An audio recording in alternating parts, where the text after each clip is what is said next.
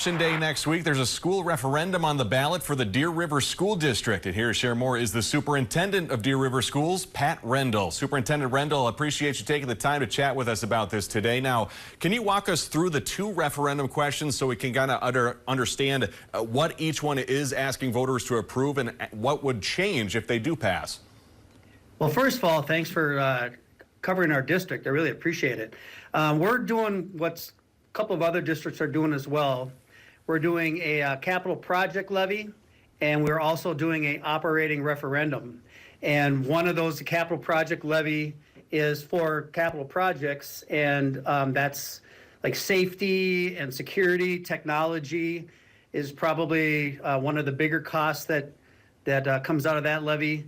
And then we're doing operating referendum, and that one's more open-ended on how you can use that money. The capital project levy, we're looking at our community to help us with about $500,000 a year for the next 10 years.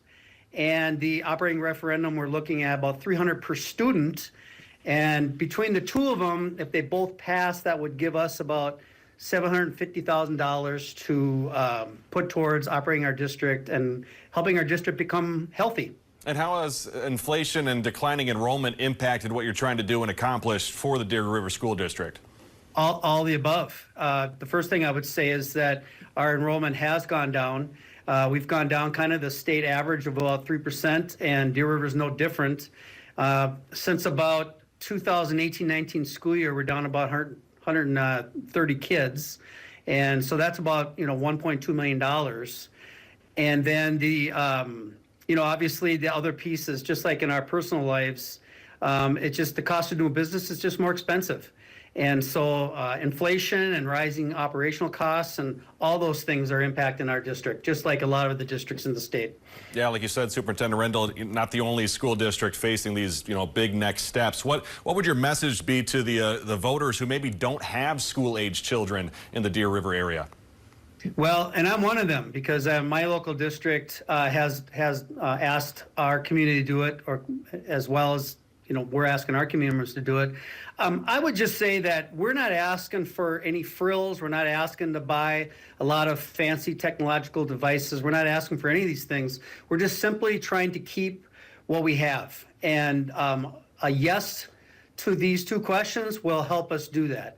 If not, then it's just going to put us in a situation where we're going to have to look at our costs and trying to balance our budget. Our district our board's been very courageous on taking this on, and we've made $2 million in reductions in our district the last 2 years. So this was our ability as a board just to say, why don't we ask the community before we start making more reductions how they feel about the school and if they can help us out. Superintendent Pat Rendle with the Deer River School District. Superintendent, appreciate your time today. Thank you so much, and again, thanks for covering our district.